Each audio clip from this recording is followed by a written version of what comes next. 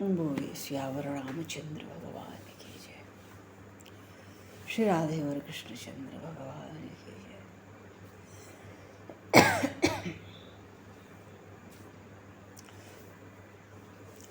श्री गौरी शंकर भगवान की जय।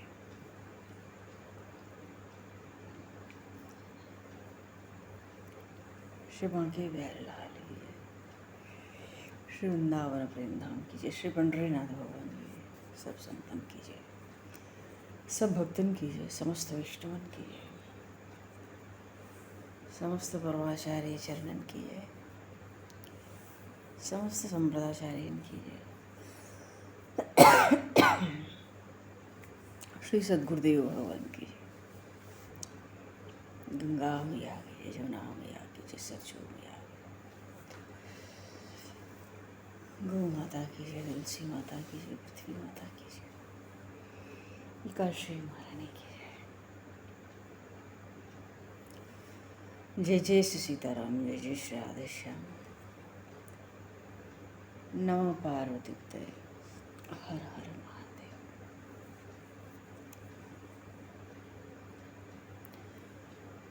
अनंत कोटि ब्रह्मांड नायक सर्वेश्वर पूर्ण परात्पर ब्रह्म,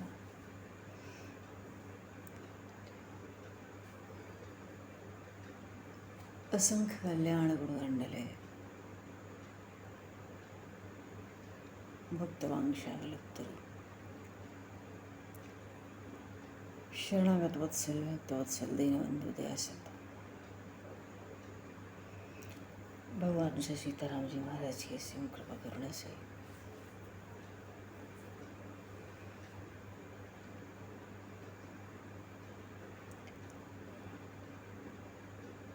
चौरासी कोष ब्रजमंडल धाम का हृदय स्थल श्री धाम हनुमान जी महाराज की परम पावन भावमयी सन्निधि में महापुरुषों की भावमयी उपस्थिति में एवं आप सभी श्रद्धालु भक्त वैष्णवों की मंगल सन्निधि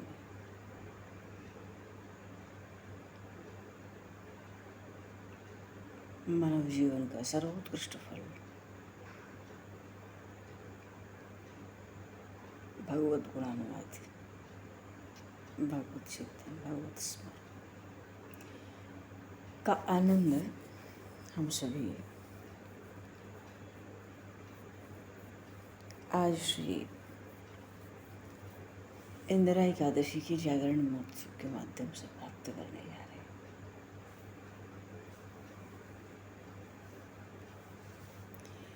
सर्वप्रथम आप सभी भक्तजनों को श्री चरणों में भगवत भाव से सादर वंदन, सादर नमन। आप सभी को यथायोग्य जय सिया राम, जय जय श्री राधे हरि शरण।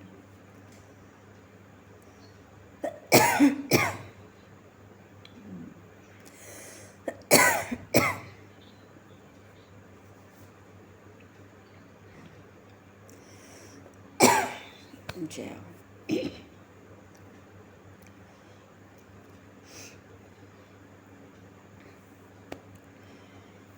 एकांत में बैठ के शुद्ध करो चित्त,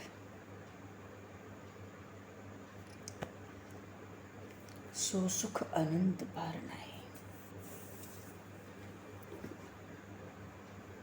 आए के हृदय में रहेंगे गोपाल, साधन सुलभ घर बैठे।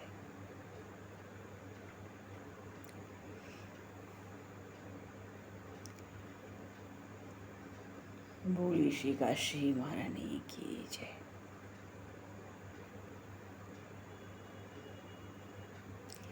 नीलांबर श्यामल कोमलांगम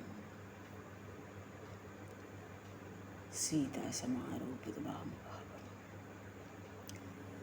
पाणो महासायक चारु चापम नमामि रामं रघुवंशनाथम।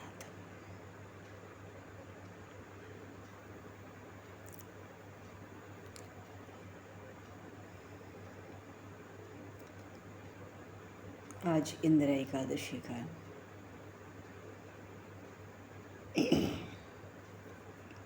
परम पावन तिथि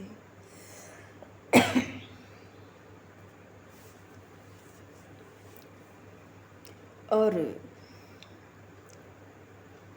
विशेष रूप से एकादशी के दिन तो श्रीमद् भागवत महापुराण का कथन, श्रवण, कीर्तन सब कुछ अत्यंत फलदायी है।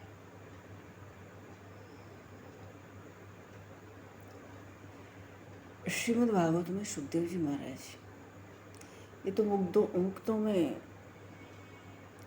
अग्रणी हैं, ब्रह्मचारियों में शिरोमणि हैं, योगियों के पूज्य हैं, भक्तों में अत्यंत श्रेष्ठ भक्त हैं और ब्रह्मरस के, ब्रह्म ज्ञान की, ब्रह्म दृष्टि की तो समंदर है। ऐसे श्री सुखदेव जी महाराज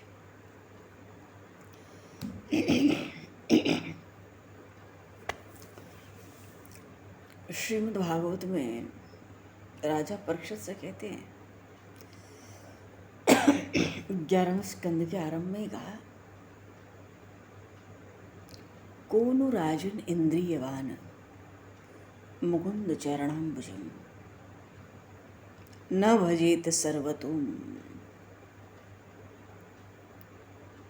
मत्युरुपास्य नमोरत्तमयी।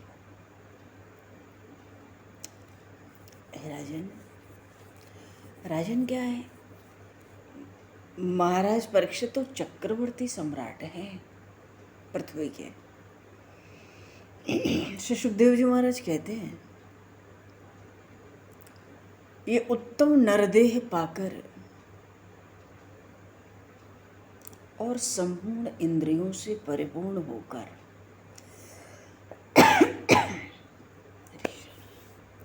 मानो हमारे पास नेत्र भी हैं, कान भी हैं, नाक भी है, हाथ पैर भी हैं, रसना भी है, वाणी, सब कुछ है, और फिर भी जो श्री कृष्ण के चरण को नहीं भजता, वो माया के वश में होकर भयंकर दुख भोगता है,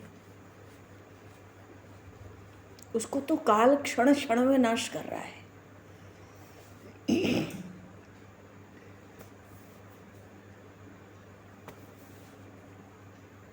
ये बात समझ लो हे परीक्षित, यही कारण है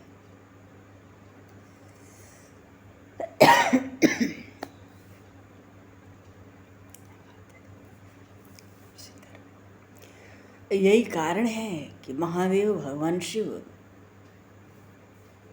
महाशमशान में बैठकर नारायण का बराबर ध्यान करते रहते हैं। और इतने नहीं, उन नारायण के चरण से निकली गंगा, मुकुंद चरणम भुजम, उस गंगा को शिवजी ने स्वयं अपने मस्तक पर धारण कर रखा है। इसलिए ऐसे श्री कृष्ण के चरणों को छोड़ना भाई युक्ति संगत नहीं है। देवर्षि नारद मुक्त हैं, फिर भी सदा कीर्तन में मगन रहते हैं। उन श्री कृष्ण के साथ उनका इतना प्रेम है, इसी कारण द्वारिका में ही बराबर बने रहते हैं। जीवन मुक्त ब्रह्म पर चरित सुनहि तज ध्यान, श्री रामचरितमानस में आया। जो जीवन मुक्त महापुरुष हैं, सनकादिक जैसे भी, चरित सुनहि तज ध्यान, ध्यान से, भगवान के ध्यान से बढ़कर भगवान के चरित्रों का श्रवण कहा गया है।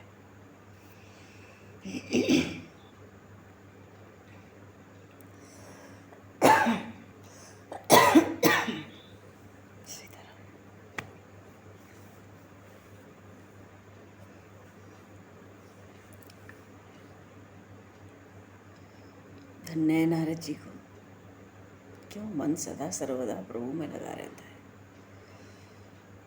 सदा ही हरिनाम लेने की उनकी अभिलाषा बनी रहती है, इसलिए सदा ही परमानंद का वो अनुभव करते हैं। इसलिए भगवान को भी नारद जी से बहुत प्रेम था। प्रभु देखकर उनको द्वारिका में बार बार देखकर प्रसन्न हो जाया करते थे।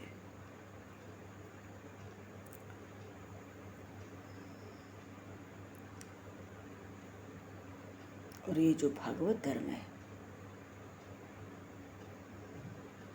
इसका तो श्रद्धा से अगर श्रवण भी हो जाए तो माया का लोप हो जाए और जन्म मरण का छुटकारा मिल जाए।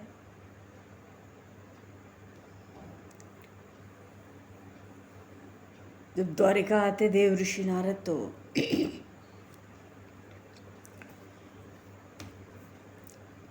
वसुदेव जी महाराज कभी कभी नारद जी के साथ सत्संग करते।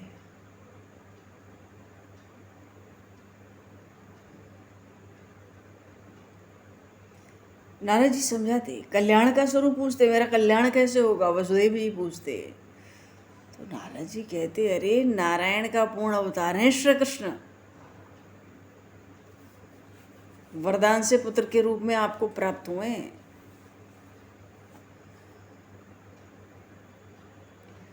तो वसुदेव जी एक बार कहते हैं, हाँ मैं श्री कृष्ण का पिता हूँ ना, इस कारण वो श्री कृष्ण मुझको बड़ा पूज्य भाव से मानते हैं, इसलिए वो मुझे कभी ब्रह्म ज्ञान की बातें नहीं बताता।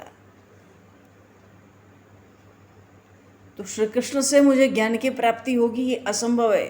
तो हे नारद जी, मेरे कल्याण का आप उपदेश करो।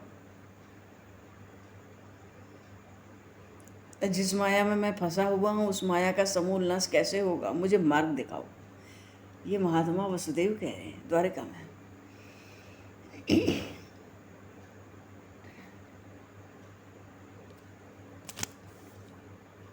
अच्छा, माया की गर्जना का मूल ही है मैं और मेरा। माया इन्हीं दोनों को आधार बना के गरजती है। जीवन में मैं और मेरा जितना प्रबल होगा, माया उतनी प्रबल होगी।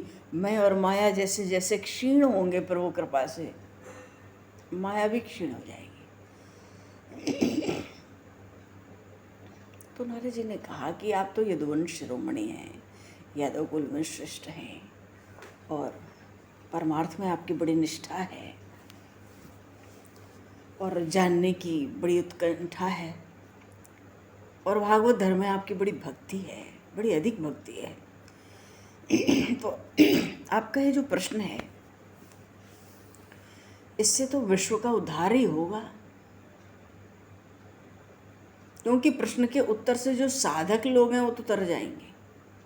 इतना ही नहीं, जो महापापी हैं उनका भी उद्धार हो जाएगा, क्योंकि भागवत धर्म का गुण ऐसा है। श्रुतो अनुपठितो ध्यात आदृतो वानुमोदितः सद्यः पुनाति सद्धर्मो। सद्य, नारद जी कहते हैं कितने लोग तो इस भागवत धर्म के श्रवण से संसार को तर गए, कितने लोग इसके पाठ से नित्य पाठ करके तर गए, कितने ही लोग इसके चिंतन के द्वारा संसार बंधन से मुक्त हो गए। और भागवत धर्म का जो श्रोता हो, जो वक्ता हो, उसको देखकर भी जिसको संतोष हो गया, आनंद प्राप्त हो गया, वो भी संसार सागर से तर जाता है। अब देवता हो या प्राणी मात्र का द्रोही हो,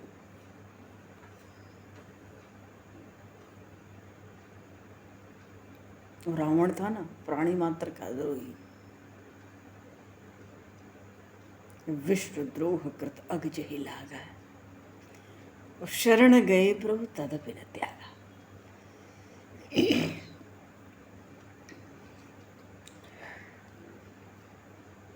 तो देवता हो या सबका द्रोही हो, कोई बड़ा भारी दुष्ट आत्मा हो, महाराज जी कहते भागवत धर्म का आचरण करे तो वो भी तर जाए। इसके तो श्रवण करने से पुण्य की वृद्धि हो जाती है।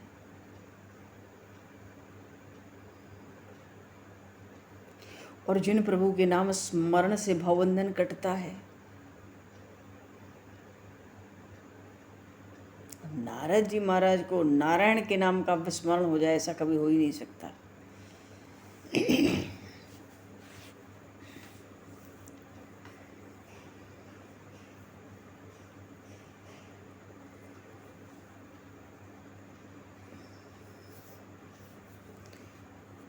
भरत जी महाराज राजा होते हुए भी शरीर, वाणी और मन से अखंड भगवत भजन करते थे। जिस रास्ते में चलते हैं और पैर टेढ़ा हो जाए, टेढ़ा पड़ जाए, कहीं ठोकर लग जाए तो कहाँ गिरेंगे? अगर गिरेंगे तो कहाँ गिरेंगे? पृथ्वी पर ही तो गिरेंगे। ऐसे ही सब राज कार्य करते हुए भी राजा भरत एक क्षण भी आत्मचिंतन मानो भगवत भजन का त्याग नहीं करते थे।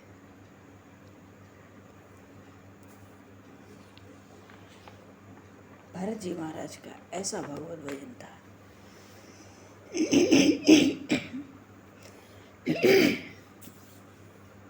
और ऐसे भरत जी को अंत काल में मृग का स्मरण हुआ तो मृग बनना पड़ा। भागवत में जड़ भरत जी की कथा है। भगवान ऋषभ देव के पुत्र हैं, ज्येष्ठ पुत्र राजर्षि भरत। इन्हीं के नाम से पहले इस देश का नाम अजनाब खंड था, अजनाब वर्ष, फिर भारतवर्ष पड़ा। तो ऐसे मनसा वाचा कर्मणा निरंतर भजन करने वाले और राज काज करते हुए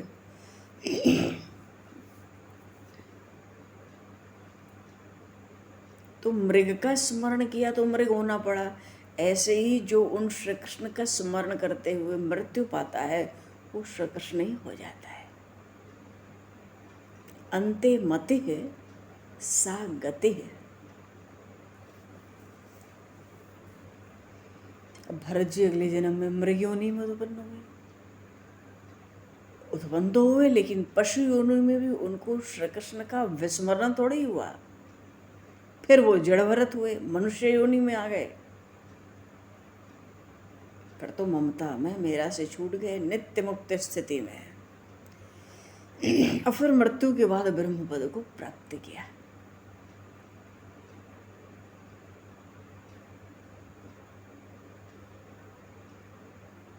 भगवान ऋषभ के 100 पुत्र थे।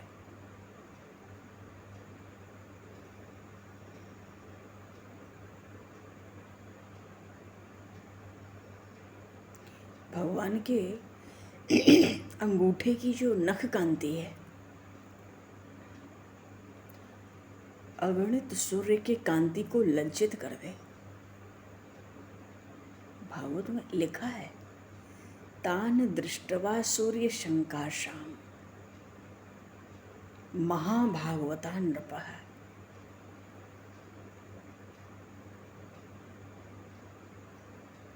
फिर जिस हृदय में भगवान बस जाए तो फिर उसके तेज का क्या कहना है। वो तो मूर्तिमान चैतन्य हुआ ना। नवधा भक्ति की 9 मूर्ति तो उसके भीतर हुई। 9 खंड ही भर सृष्टि के जो 9 खंड हैं वो ही उसके आभूषण हो गए। नवनिधि सार हो गई बात।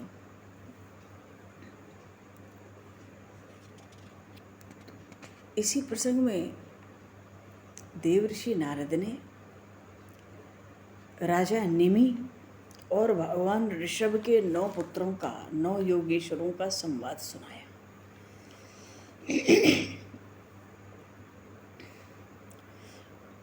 अच्छा, भगवान ऋषभ के 100 पुत्र हैं। सबसे बड़े राजर्षि भरत, फिर 9 पुत्र हैं, वो 9 द्वीपों के अधिपति हो गए। 9 जो हैं ये 9 योगेश्वर सन्यासी हो गए। बच गए 81। ये 81 पुत्र कर्म मार्ग के प्रवर्तक हुए। मानो कर्म कांड की सारी रचना यही हुई। ऐसी रचना हुई कि ये सब एक ही जन्म में क्षत्रिय से ब्राह्मण हो गए।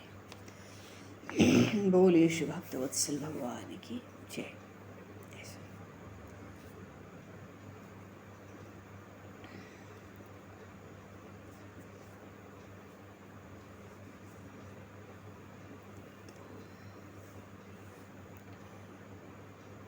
राजा निमि ने 9 योगेश्वरों से कहा था कि दीनों के उद्धार के लिए ही आप संसार में ऐसे भ्रमण करते हो और दूसरा कोई कारण मुख्य नहीं है। अब जब किसी का भाग्योदय हो तो आप जैसे पवित्र महात्माओं से भेंट हो गए। अब मैं तो आपके चरण कमलों के दर्शन से ही अपने को धन्य कृतार्थ मानता हूँ।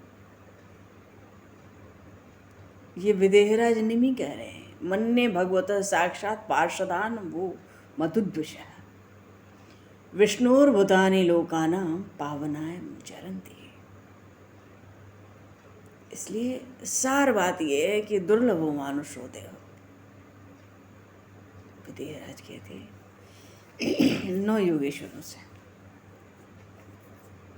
दुर्लभो मानुषोदय और देहिनाम क्षणभंगुरा तत्रापि दुर्लभम मन्ये वैकुंठ प्रियदर्शनम।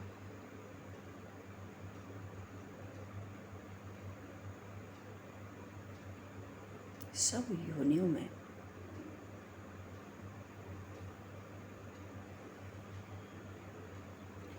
मनुष्य की योनि अत्यंत दुर्लभ है।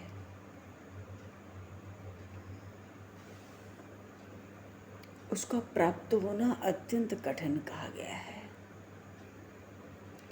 जब सुकर्म और कुकर्म समान हो जाते हैं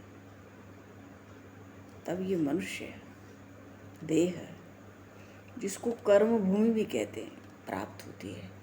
मानो जब जीव का पाप और पुण्य समान हो जाता है, क्योंकि अगर पुण्य ज़्यादा हो जाएगा तो जीव स्वर्ग में होगा, और अगर दुष्कर्म का आधिक्य होगा तो जीव नरक का अधिकारी होगा। तो जब पाप और पुण्य बराबर होंगे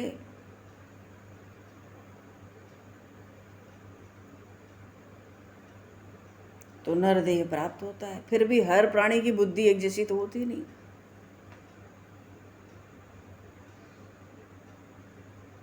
तो ये शरीर इसलिए मिला कि पाप पुण्य सबको जलाओ, जलाकर भस्म करो और नित्य मुक्त रहो।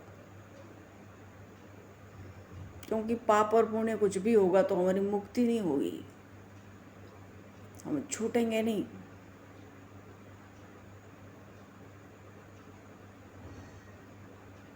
अब नर देह का जन्म मिल जाए तो महान संकट लगा रहता है। नर देह प्राप्त हो जाए तो महान संकट है। क्यों? जब मिल जाए तब धन, स्त्री, विषय, जीव का अहम बढ़ जाता है प्राप्त होते ही।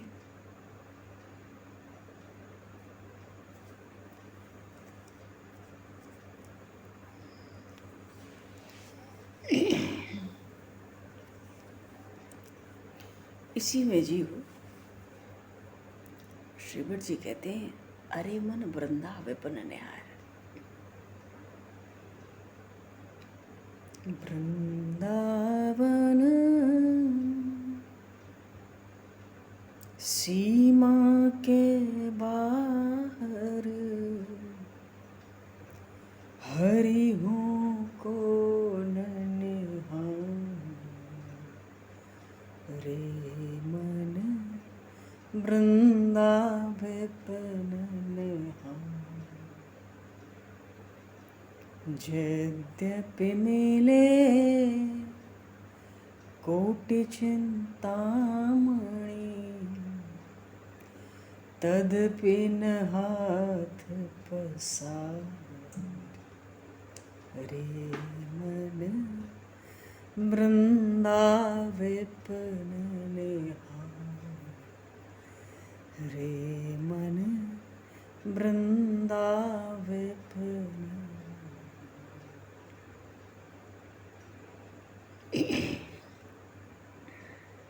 यहाँ पर भी श्रीभट जी कहते हैं, यद्यपि मिले कोटि चिंतामणि,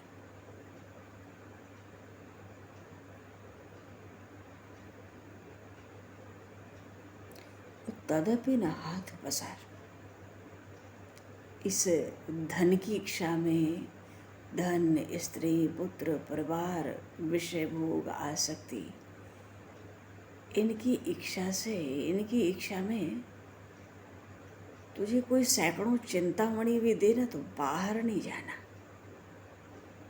श्री धाम वृंदावन में निवास करना। ऐसा क्यों कहते हैं?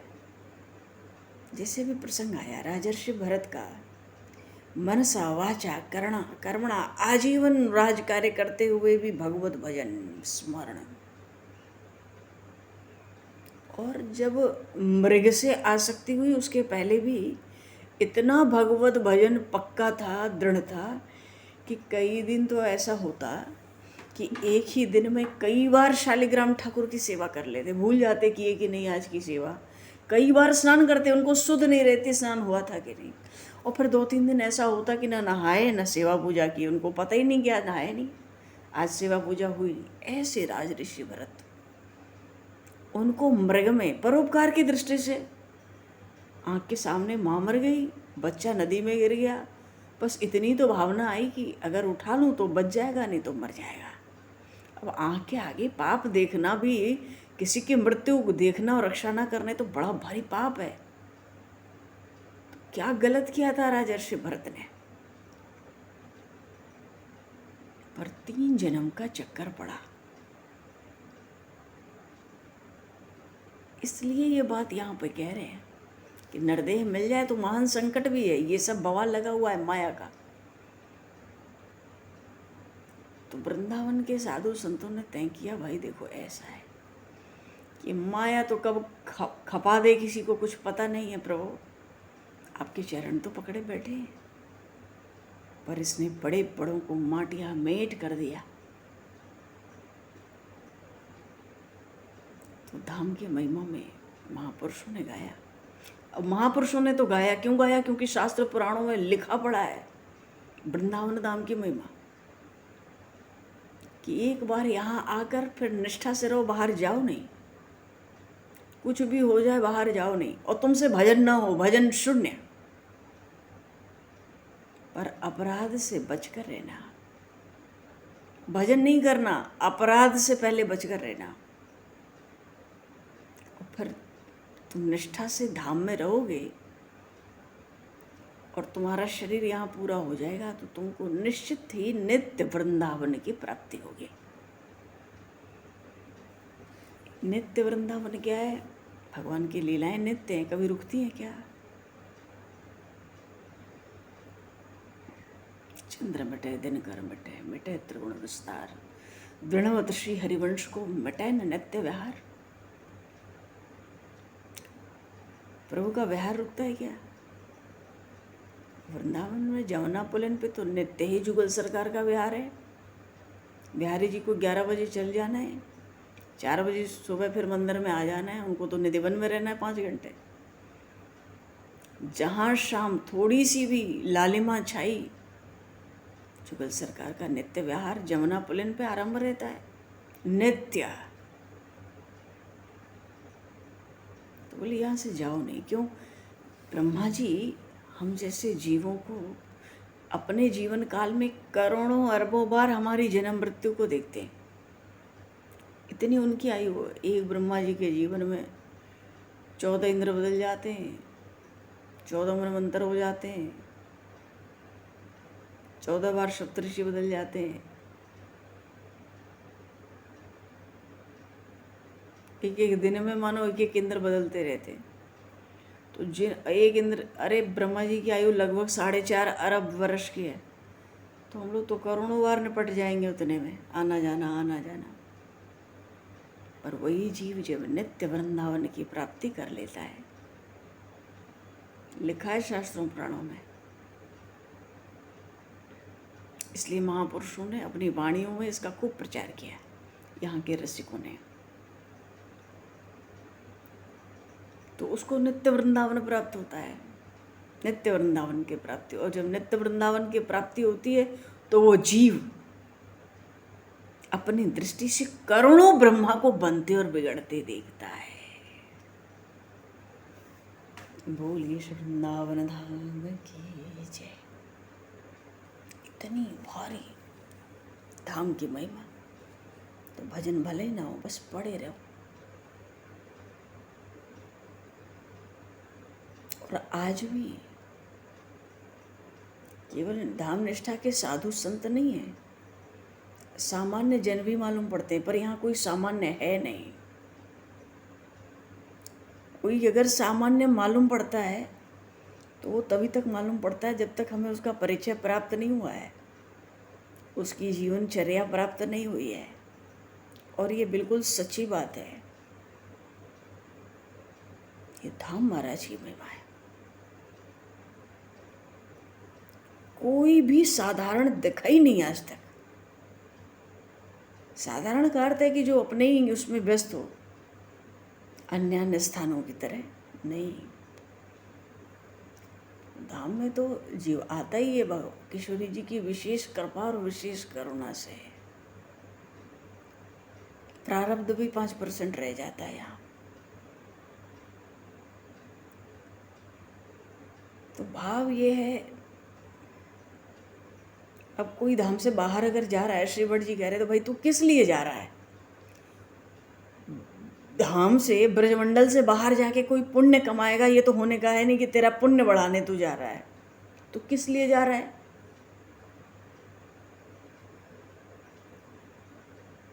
धन स्त्री विषय आसक्ति, क्यों जा रहा है? सैकड़ों चिंतामणि, एक चिंतामणि कितने समय सुख देगी? 100 वर्ष तो देगी। मनुष्य की परम आयु 100 वर्ष निश्चित है, उससे ज़्यादा सुख तो नहीं देगी, क्योंकि चिंतामणि लौकिक सुखदाता, संसार का सुख देती है। कितना देगी? जब तक हम रहेंगे तभी तक, और जब तक रहेंगे सुख भोगने लायक रहेंगे तभी तक। तो अब इंद्रियों की शक्ति निकल जाए, 10 चिंतामणि लेके गोद में बैठे रहें, क्या लाभ? खा के पचा नहीं सकते, घूम फिर नहीं सकते, साज सज्जा नहीं कर सकते, ऐश नहीं कर सकते, क्या लाभ? और मानो कोई 100 वर्ष तक लाभ उठावे भी,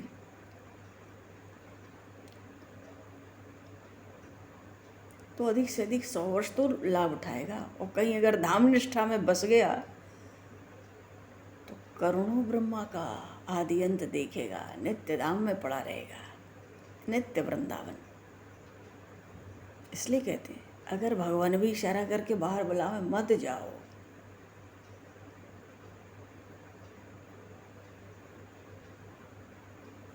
आज भी ऐसे बहुत महापुरुष हैं, मालूम है कि जीना नहीं है, चिकित्सक ने जवाब दे दिया, पर वृंदावन के बाहर नहीं जाएंगे। किसी स्थिति में नहीं जाएंगे। आज भी ऐसे बहुत से महापुरुष हैं, उनकी धाम की निष्ठा है। भगवान के प्राप्ति में भक्तमाल ग्रंथ में 24 निष्ठाओं के भक्तों की बात आई है। फिर नाम रूप लीला धाम तो ये तो सब में विशेष हैं। क्यों? ये तो सब नित्य हैं। जैसे भगवान नित्य हैं, उनका नाम, उनका रूप, उनके गुण, उनकी लीलाएं।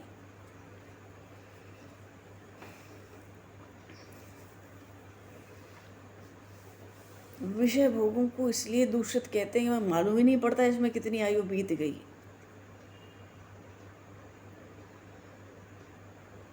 करोड़ों जन्मों का पुण्य का प्रताप हो तो भगवान की भक्ति में अत्यंत जीव की प्रीति होती है। भगवान उस जीव पर कृपा करते हैं और उसको भगवान के दर्शन का लाभ होता है।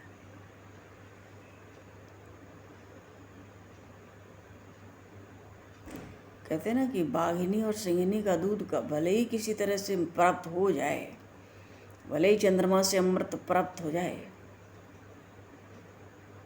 पर बहुत बड़े भाग्य के बिना हरिदर्शन नहीं होता।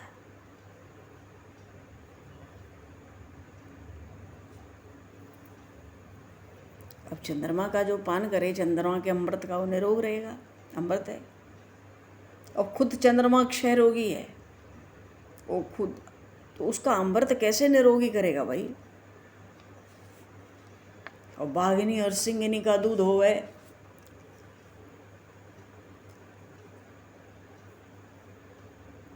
तो क्या अजर अमर हो जाएंगे? क्यों? वो मरती नहीं, वो तो मरती है। बात यह है, भगवान श्री हरि की प्राप्ति के बिना कोई अमर हो नहीं सकता। श्री हरि से भेंट होवे तो संसार के संकट का सामना न करना पड़े, जन्म मरण के झगड़े दूर हो जाएं। पर उनके दर्शन मिलने के लिए बड़ा भारी भाग्य चाहिए। महाराज निमि बड़े प्रसन्न है, नौ योगेश्वरों का दर्शन हुआ, आज मुझे आप लोगों का दर्शन मिल गया, मेरे भाग्य के। संसारे अस्मिन् क्षणार्धोपि सत्संग सेवेदि नृणाम। जो गंगा सब जगत को पवित्र करती है, पर अपने पाप को दूर करने के लिए महापुरुषों के चरणों की इच्छा करती है।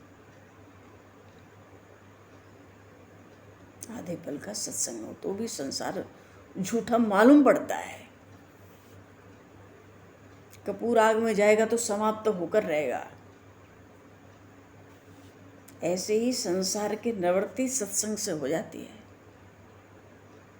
तो नौ योगेश्वरों से राजा निमि ने पूछा, वास्तविक कल्याण का स्वरूप क्या है?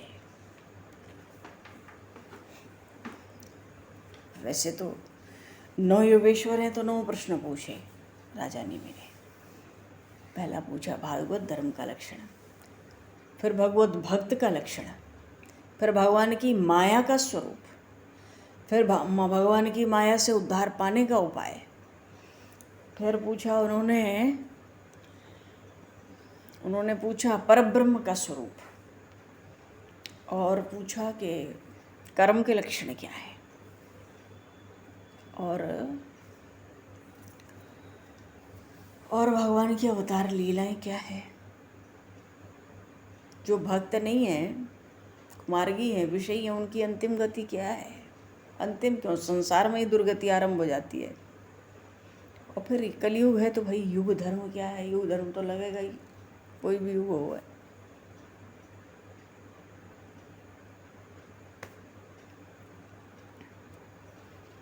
तो पहला प्रश्न उन विदेहराज का यही था, वास्तविक कल्याण कैसे होगा?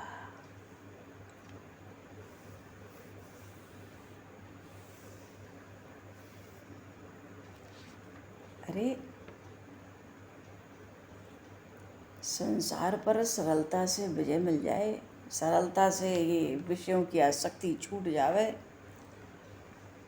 सरलता से देह बुद्धि नष्ट हो जाए, इसीलिए तो वेदों ने भगवान की भक्ति उत्पन्न की है। भगवान के भक्ति की विलक्षण सामर्थ्य है।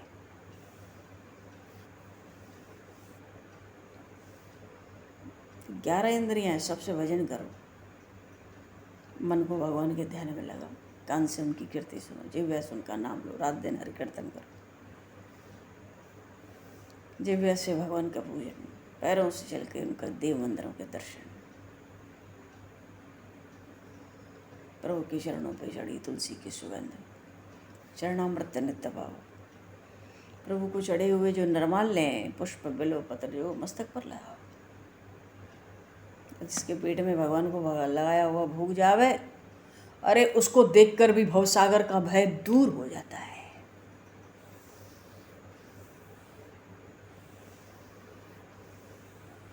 और फिर जिसका सद्भाव भगवान में हो, भगवान के प्रेम में जो ओतप्रोत हो, जो उन श्री कृष्ण का अखंड भजन करे, उसे भवबंधन कभी कष्ट नहीं देते। ऐसा मेरा निश्चय है, और इस वाणी के वेद और शास्त्र पुराण सब इसके साक्षी हैं। सब प्रकार से उत्तम भावों से भजन होने पे जीवन निर्भय हो जाएगा, क्योंकि भगवान तो सदा सर्वदा ही भक्तों के वश में है। अत्यंत प्रेम के वशीभूत होकर अपने चारों हाथ उठाकर चतुर्भुज भगवान ने कहा, मैं केवल शुद्ध भक्ति से ही भक्त के वश में होता हूँ। बोलिए श्रीमन नारायण भगवान की जय।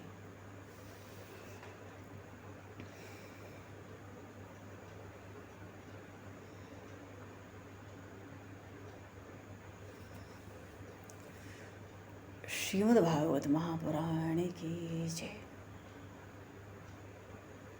देखो, यह जो भगवान को निरंतर भजे, पग पग में भगवान उसकी रक्षा करते हैं। फिर तो उस भगवत भजन से वर्ण आश्रम का अस्तित्व भी समाप्त हो जाए तो कर्मों का नाश हो जाए।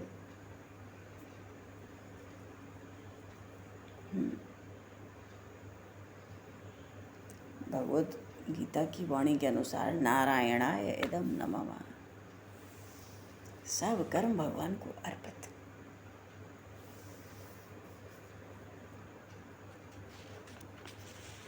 कर्म के साथ सब कुछ भगवान को अर्पित।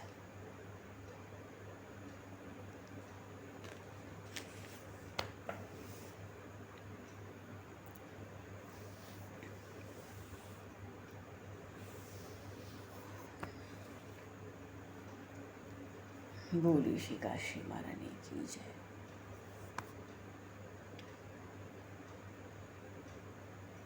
अब काशी की कथा तो शाम को हम लोग श्रवण कर चुके हैं।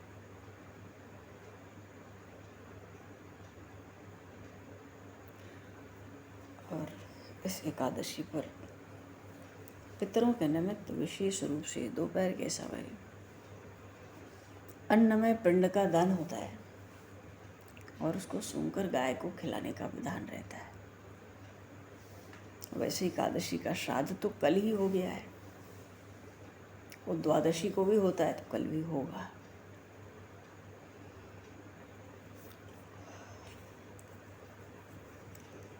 ये एकादशी इंदिरा एकादशी पितरों को समर्पित है। ये एक सनातन धर्म ही है जो कहता है मरने के बाद भी मुक्ति और मोक्ष की व्यवस्था है।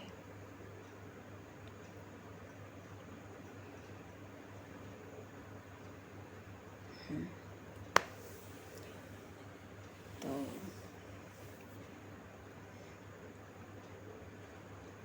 एकादशी की कथा तो गई। तुलसी, श्री तुलसी मैया का स्त्रोत हो जावे,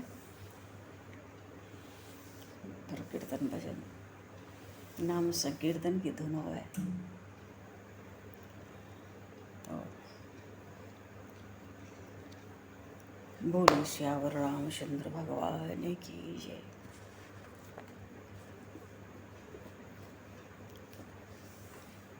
श्री राधेवर कृष्णचंद्र भगवान की जय। श्री गौरी शंकर भगवान की जय। 84 कोस ब्रजमंडल धाम की जय।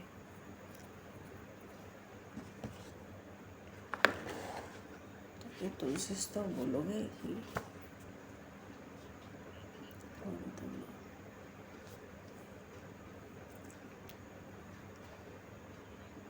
हाँ जय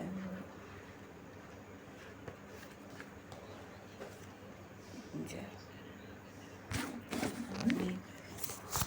जय जय। इति पद्मपुराणे षष्ठीखण्डे श्री तुलसी स्तव संपूर्णम्। श्री तुलसी मैया की जय। गंगा मैया की जय। श्री काशी महारानी की जय। जय हो।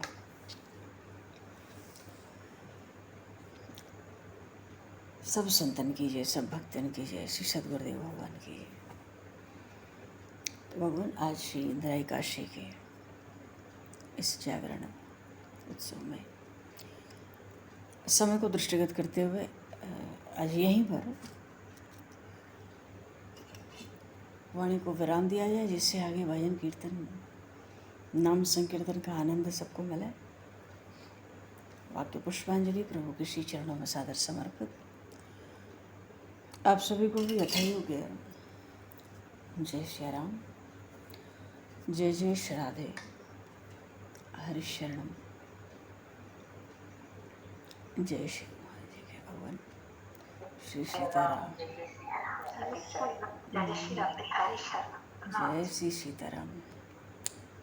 अब आप लोग जो हैं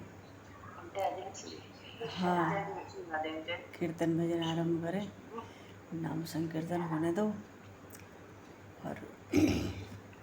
और सब बढ़िया। जय श्री सीताराम। हाँ हाँ खूब। बोलिए भक्तवत्सल भगवान की जय। शरणागत वत्सल भगवान की जय। जय। शिव